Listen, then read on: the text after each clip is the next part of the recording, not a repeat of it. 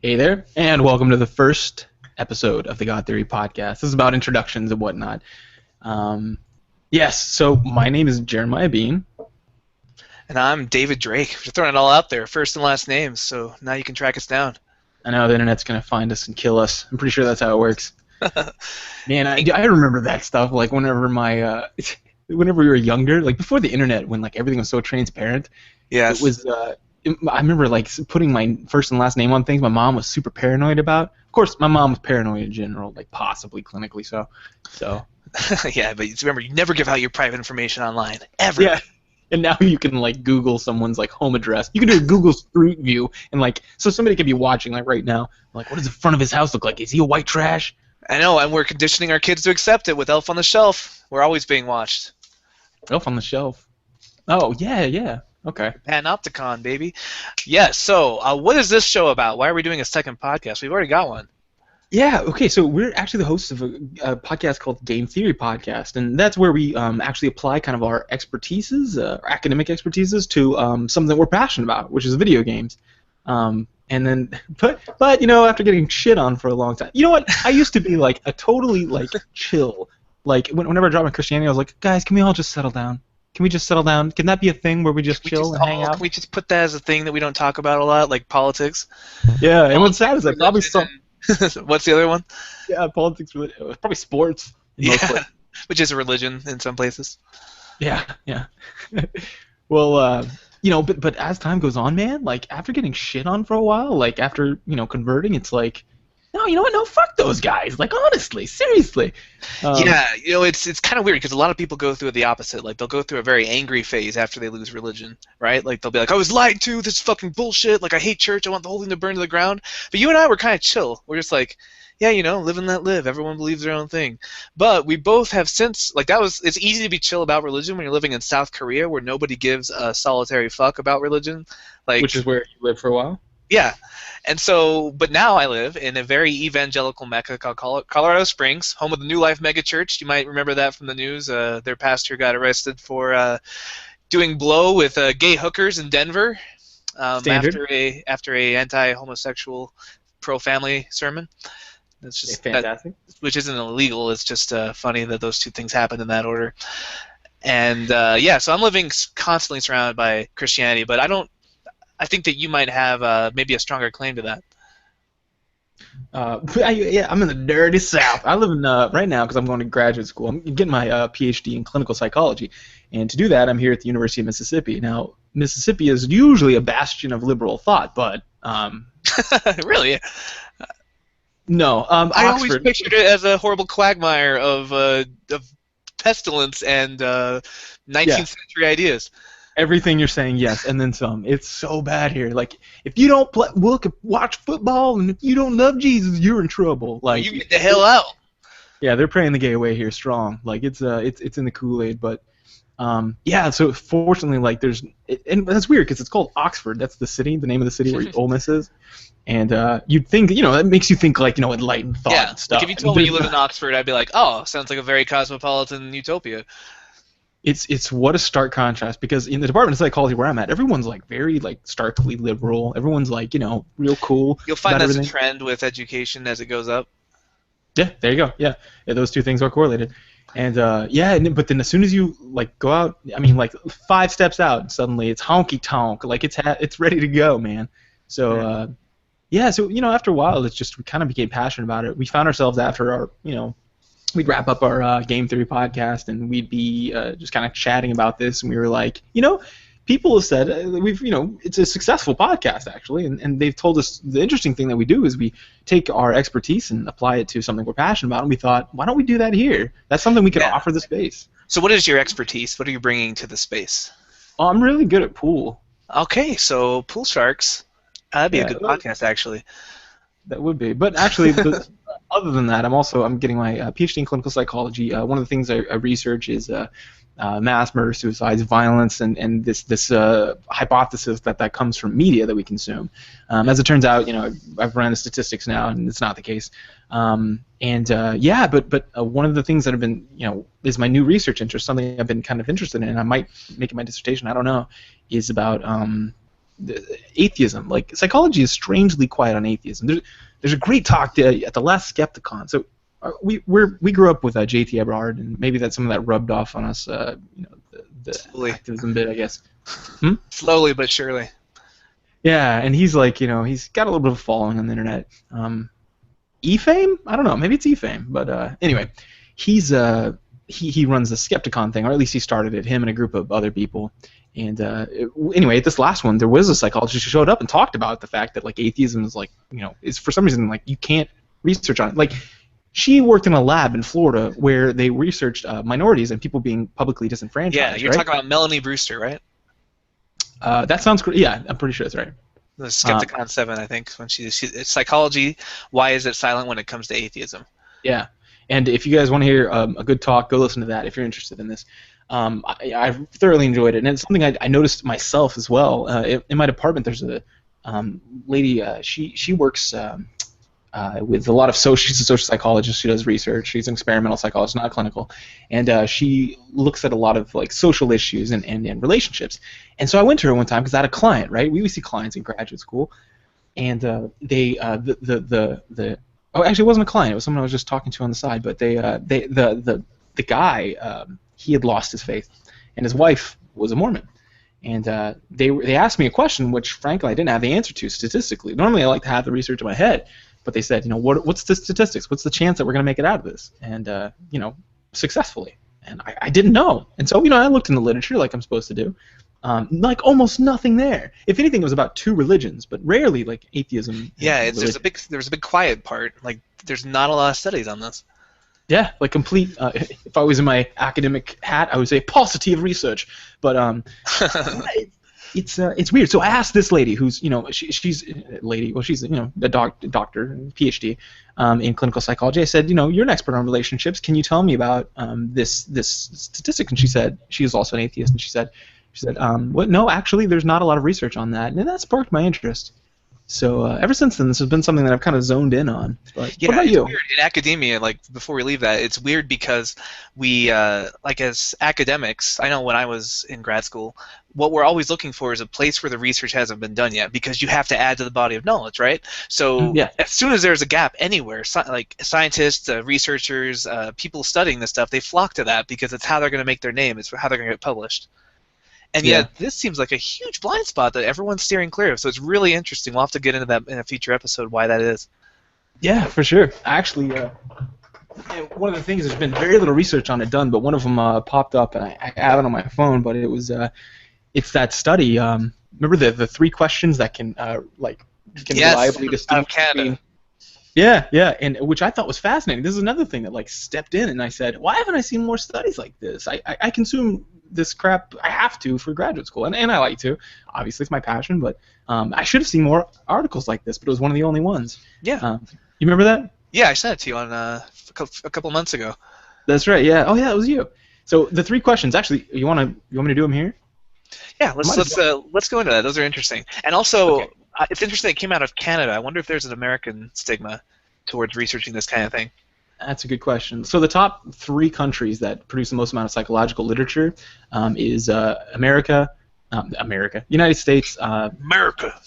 Yeah, the UK, or in specific Britain, Great Britain, and Australia, and all of those are quasi-religious.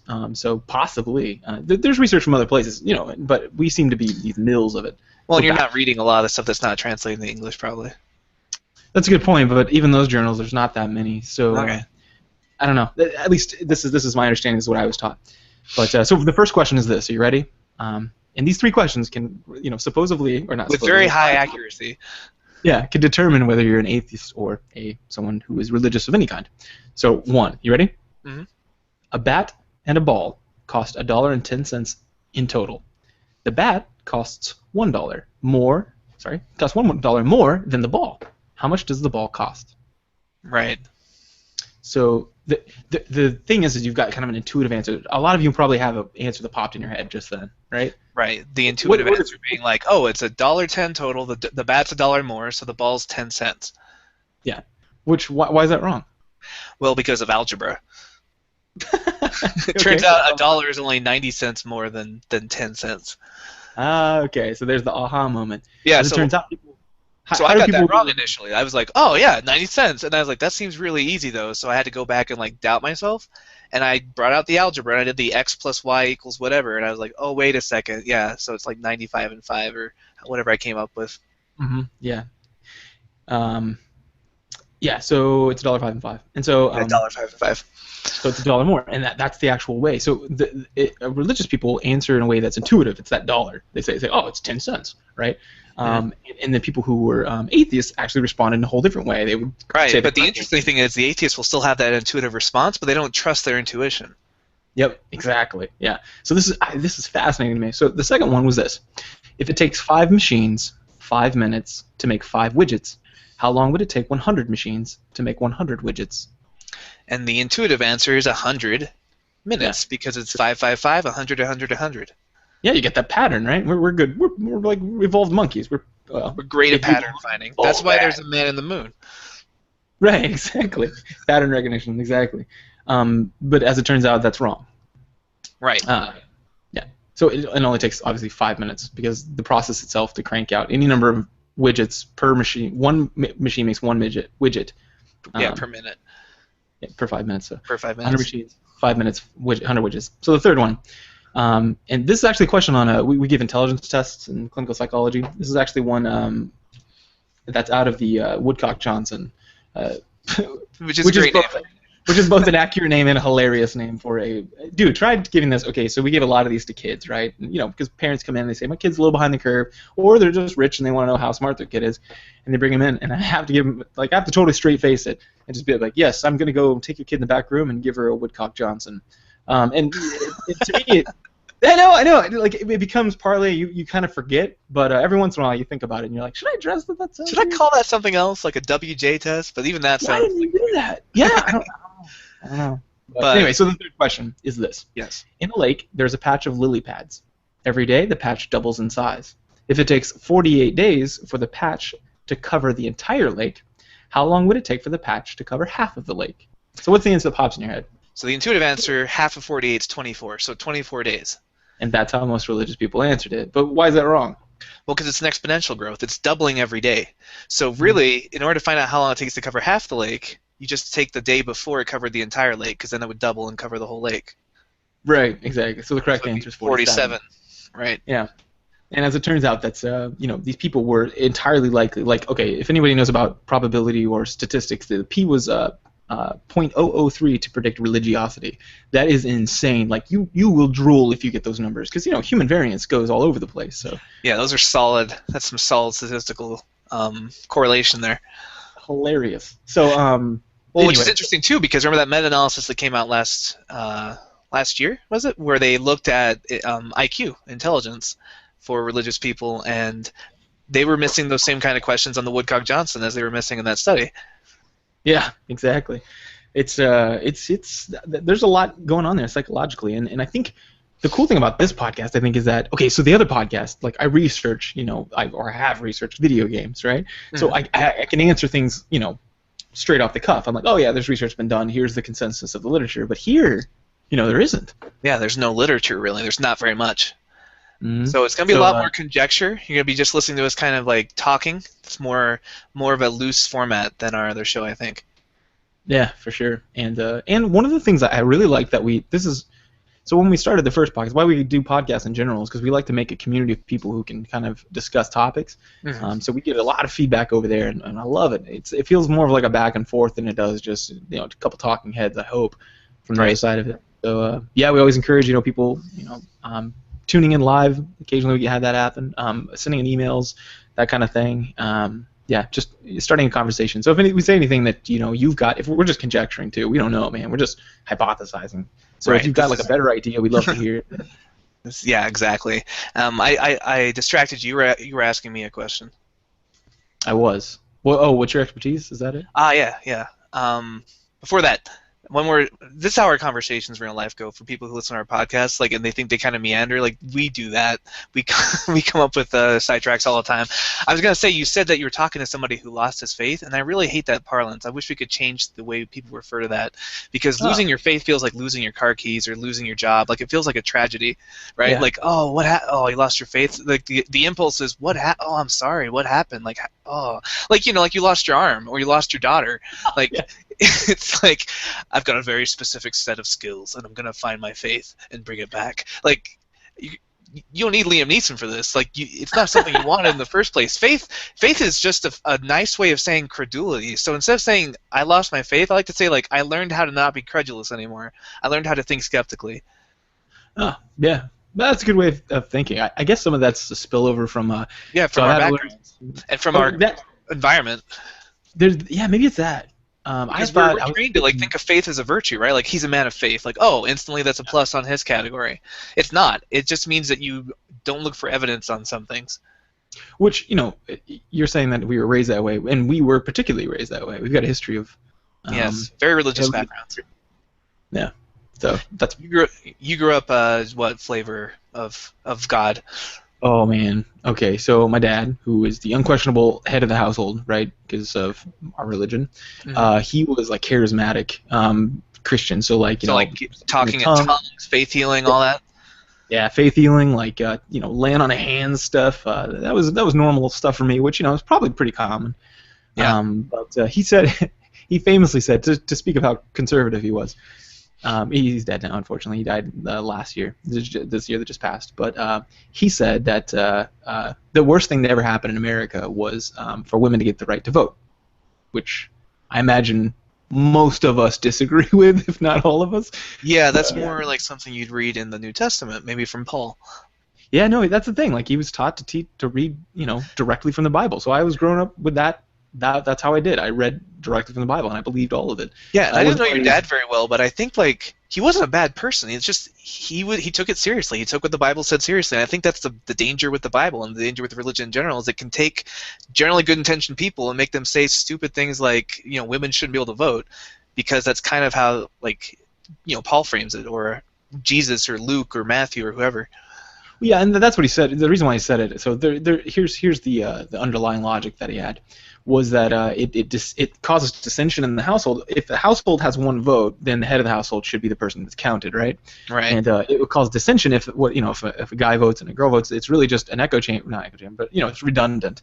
Unless in the worst case, or in the most common case, it's redundant, and in the worst case, he said it would yeah, or it would cause dissension in the household, and it gives women the wrong idea, I think is what he was thinking, that they're right, that they should have an opinion on politics that's different from their own. And I am very away from. But as I was growing up, I thought that was normal, even after puberty. Like this was what we were told. Right. We grew up in Arkansas, so we grew up in the deep South in the Bible Belt. Yeah, we grew up best friends, by the way. Not like as like infants, but like around our teenage years. Yeah. We met. David. It wasn't an arranged friendship like they do in India. It was more of a natural occurring friendship. You see why? So when I first meet David, I walk up to him, and we're in the Mormon church because my mom had just had the Mormon missionaries over, and they said, "Why don't you come to church with us?" I said, "Sure." I go to church, and we go to this little like kind of Sunday school, and I walk in, and there's an empty chair, a couple empty chairs, and there's this guy sitting in a chair, and he's holding like a little pocket egg looking thing. And I was like, the hell's this? And I walk up and I was like, hey, man. And he's like, hey. And I was like, my name's Jeremiah. He's like, my name's David. And he opens this thing, and it's like a clear plastic, and there's like these little cows moving back and forth. Grazing. They're grazing. They're field. And you could hear the crappy gears grinding. And then he closes it, and he's like, they're eating. And I was like, yep. And he opens it again, and he goes, do they do it when it's closed? You don't know. And I didn't know that was a sense of humor. It's trying to be funny, but in retrospect, that's a weird way to like an icebreaker. It's a weird icebreaker. I was an awkward kid. Yeah, but I was coming into your house. It's like whenever people come see me, like in psychology, because we see people as grad students. I feel there's a different. It's like when I was a bartender. People come in, and I had all this confidence, and then whenever I'd go see them somewhere, sometimes they were like, "Well, you don't seem as boisterous as you normally are," and I'm like, "Oh yeah, because it's it's my house. It's like my thing." Right. So for you, maybe that was it. Yeah, I was not in any kind of shell, and you were like trying to be kind of like cool and like the new guy in town. But I was like, hey, check it out. Are they eating when it's closed? You don't know. There's no way to tell. And I remember being like, what in the hell? Because like people were like, you should be friends with that David Drake guy. He's like you.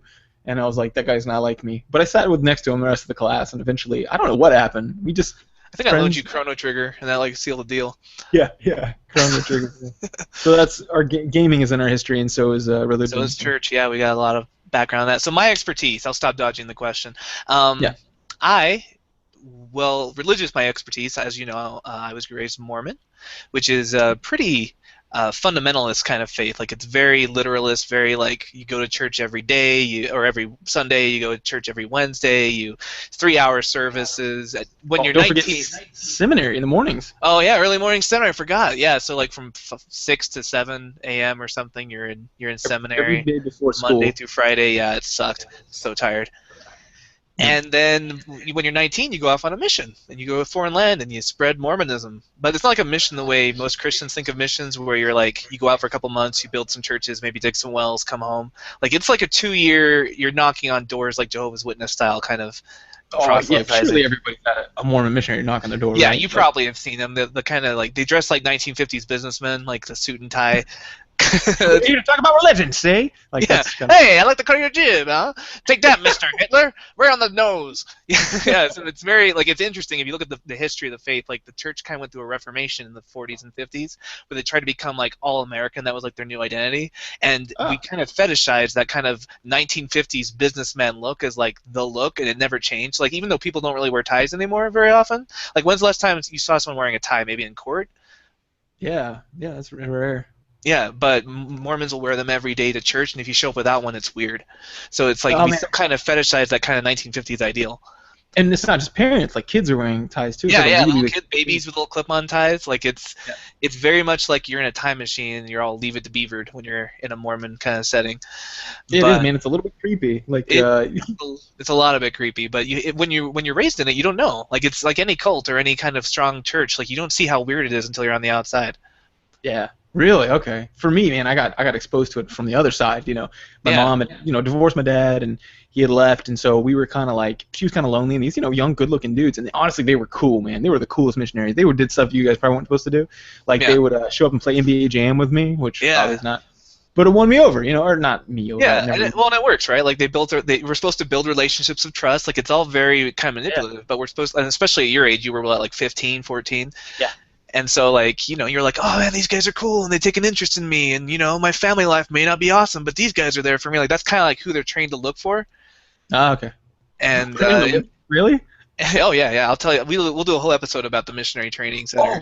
It's We insane. need to do an episode. Remember how that conversation we had about Mormon training versus Psychology. therapy? Yeah. We should That is do that. insane. That's gonna be a good one. Yeah. But yeah, they ended up baptizing you. It worked. Yeah, it did. And I was never a Mormon, to be honest. Like I even told I got a temple recommend somehow. I was able to go to the temple, even though I told Bishop Friend, our kind of he's like a pastor. A bishop is. He runs a certain. Like his name was actually Friend. It's not like a weird title. Yeah, Friend. Bishop Friend. Hello, brother Friend. Yeah. No, yeah, his name was Friend. Yeah, Bishop Friend. I told him. I even told him. I was like, no, I don't believe it. He's like, you don't believe Joseph Smith was a prophet? Remember, that was one of the questions. I was like, I really don't. And I was like, I want to do this opportunity. I want to go because honestly, I was curious, and all my friends were going. But I told him, and he ended up going, all right, I'll think about it. And then he allowed me to go. So He was pretty cool. With bishops, it's kind of roulette. Like you never know if you're an asshole or a nice guy. Really, okay. Because it's a lay ministry, right? Nobody gets trained for it. You just So the only time I went to church, it was your dad, and then it was that guy. So they were both really nice. Yeah, Like your dad is almost like a dad to me. He's so nice. Yeah, he is really, really nice. Very, very nice. Mormons in general are pretty nice for the most part. Like that's kind of their marketing thing, right? Like be really nice and be really happy, and people want to know what makes you so happy, and they'll join the church. And it's all for good reasons. They want you to be happy like they are happy. So it's even though I'm not like in that mindset anymore, like I don't hold a lot of animosity for Mormons. I just think that they're being duped. Mm-hmm. But so my expertise, I went to grad school. I got my master's degree in French literature, and so I tend to look at things through a lens of storytelling, through mythology, through poetry, through tropes, fiction tropes. So I talk a lot about that in video games, like storytelling. The hero's journey that Link takes in Ocarina of Time, like that kind of stuff. And obviously, that kind of training is what got me to re-look at the Book of Mormon and say, wow, this is a 19th century text, and some other things that kind of broke the things that kind of build up over time until until the shelf gives way and it all goes away. And I have this feeling that I started making excuses when I was apologetic. I would write things like about the Elisha and the two bears was one of the topics I took on my blog when blogging was a thing. I guess it still is, but back when it was like the thing to do, it was like Zanga, Live Journal, all that stuff. Zanga. Zanga, that's where I was. Zanga, Edema_solo, but it's gone now. But yeah, I took that on and I was. Then you did like a metahuman one after. I remember that. Yeah, that's right. So I answered the question by go into like the Schofield Bible, all these like texts that apologists use, and looking at like the Greek translations and cherry picking the ones I thought were the best, and kind of changing the meaning of the whole tale. And then it's funny because I was like, wait a minute, I don't speak this language. No, sorry, not Greek, Hebrew. And then I was like, I don't speak this language. Maybe I should ask a Jewish person who is has the native language. They can speak it. And then I was like, wait, what incredible hubris we have as English-speaking Americans constantly standing on the pulpit and telling people how they should translate something, right? Considering that, Jews now who speak this very well and have to, by their bar mitzvah, know a good deal of the Bible, if not all of it, of the Talmud, they have to, and then recite it, like they know it as well as us, and they speak the language, and they don't believe in Jesus. So. And that's the hubris, right? Like every time there's a study, they do this periodically. They'll do these studies where it says like, how well do you know your religion? How well do you know religion in general? And who always rates highest in those studies? It goes atheists, and then it goes Jews, and then it goes Mormons, and then like evangelicals, and most Christians score really poorly on that. Yeah. And it kind of ties into a psychological principle, right? Like the more certain you are, the more likely you are to be right, which is kind of common sense. Like if you're very certain, you're not likely to change your mind. So if you are wrong, then you're going to be stuck in that. But if you're not the kind of person who feels certainty a lot, then you're always revising your opinion, reevaluating your beliefs. Well, isn't that just a product of kind of like marketing almost? Because like, okay, I feel like you come into Christianity from one of two ways. Maybe this is a false dichotomy, but it feels right. Is one, you're born into it, or one, you convert into it. That seems pretty. That covers all the bases I can think of. Okay, cool. Yeah, it seems legit. But when you're born into it, it's marketing. You don't tell your kids. I don't, raise your kids and you're like, okay, so there's a scripture in the Bible where it talks about this prostitute who's fantasizing about a penis that's the size of a donkey, and it's a metaphor though. It's a metaphor. Yeah. It's okay. a penis metaphor. Yeah, and if it is, it's in bad taste. But the point is you don't bring this up, right? You say things like, right. You talk about the story of Noah with all the cute animals on the boat. You don't talk about everyone drowning. You don't talk about the incest that happens shortly thereafter with like, oh look, our dad's naked. Let's look at that for a while. Like, or Noah getting drunk. Yeah, when I went on mission trips, it was the same thing. Like, as an evangelical, that was our job, is to go on those. And these are more of what you're talking, not like the French, like when you went to France, but like for me, whenever I'd go to like the inner city of Chicago, and how do I reach these kids, Just gotta get through to them. Yeah, and we bring God's light to them. Yes, it's a noble quest, or so we were told. And so when we did that, we were taught, there's a certain things that are attractive to non-believers, and pitch those.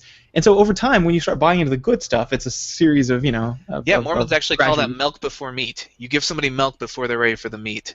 So like a Mormon missionary is going to talk to you about like, you can live with your family together forever in heaven, and the Book of Mormon is this, and we believe in like all these things, but they're not going to tell you all the weird stuff, like you're going to become a god someday, or you're going to have your own planet, or polygamy. We kind of skip past that in the Mormon missionary discussions because it's weird, and that's the meat. It's still true, but you're not ready for it yet. It's like giving a baby a steak. They got to have milk first. I could see that. It's exactly. And so like I think that's part of it, is that by the time you get there, you've already accepted so much. It's a small graduated steps. Sort of a sunk cost fallacy at that point. You're like, well, I'm already in it. Yeah, but I could even talk about the psychological principles of, because religious extremism was, I was on a podcast, I don't remember which one, for religious extremism and explaining that, but anyway, I could do a podcast on that, or we could do an episode on that. But anyway, so our vision for this podcast. For sure. Yeah, so we should get through. But I think we might be running up on time, right? 7:53. Yeah, we're coming up close. So why don't we talk about like the vision for the podcast, what people can expect, and then we'll sign out. Okay, yeah, that sounds good. So I figure that we do like a 30-minute to an hour podcast, something quick and consumable, Mm-hmm. Is that kind of what you're thinking? And then we had these topics that we can think of, because I know that with my expertise, I think about things a certain way, like decision making, for example, or what leads us to religious extremism. And I could connect people with, because you basically have a research monkey, me, right? I have to do this for a living, so I might as well do it on something and then deliver that to the people, because I'm kind of passionate about getting the science of psychology out, not like the lay on my couch and use. People don't do that. Tony nowadays. Soprano's version of psychology. Yeah, psychodynamic theory. Yes. Yeah, so we don't really do that. And the science of psychology, right? The research stuff. The Freudian approach. Yeah, and it seems like there's a demand for it. To be honest, this is my contribution. I'm saying it's my vision, because I've been asked a few times to appear on people's podcasts, or people ask me about psychological principles before they do a blog post or a show. They'll say, is this solid? And so I thought, that there's an interest there, and there's not enough people talking about it in psychology. So I'm pretty passionate about it. Is that what you mean by vision?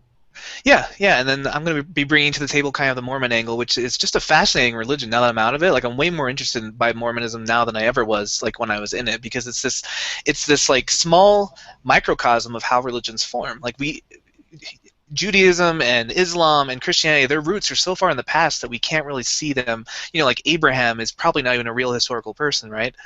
But we know Joseph Smith. Like, he's close enough in history that we can see his life. We can see how the church started. We can see how this religious movement started from nothing. And it's kind of a nice study, a case study of a very Americanized post-Enlightenment religion. And I can bring my background of European philosophy and literature and existentialism, everything else into that. So I think it's going to be an interesting dynamic. We'll sometimes just talk about the news. We'll talk about things that are just bothering you about living in Mississippi or in evangelical Colorado Springs. We'll talk about what it's like to have very religious family. My family is all very religious except my brother, and you have very religious in-laws. Yeah. Something I think a lot of people can relate to. Definitely. And I think something that is a great trend on our other podcasts is people will write in about things that they're interested about, right? Mm-hmm. And they'll say, we guys do a podcast on this, and so we're totally willing to take subjects. That's typically how I've been asked before to speak in my experience for psychology. Is can you speak about this very specific thing? And I'm more than willing to do fun. So yeah, it'll be great. I'm excited about it. Maybe we've got a vision of the future. We're gonna have this YouTube thing. We'll have a podcast for it, as you guys might be listening to, and then we'll have Twitter, Facebook, kicking things off. Maybe I don't know. Who knows? We'll see where it goes. Just like the Game Theory podcast. Start a community. It'll start just like our other one did, and hopefully we'll have a lot of the same positive response. It's a different audience, but I think it's an inquisitive audience. It's a very skeptical audience, and it's a curious audience. No matter who's looking for shows like this, they tend to be people who want to think deeply about things a lot of people take for granted. Yeah, and willing to offer deep, thoughtful, provocative responses to it too. The interaction has been great from our other podcasts. So we're really hoping to kind of recreate that magic here and something else we're passionate about. It should be an exciting adventure. We'll see what happens. All right. So until next week, I am David. You can call me brother friend because I'm a friend and I'm a brother. Brother friend. Yeah. And I'm Jeremiah, and we will we need to sign off like there's no God. Click. There's no God. The end. God is, in fact, dead, Kevin Sorbo. You're wrong, sir. You're wrong. Cool. Well, great. We'll see you next time, guys. Thanks for joining us.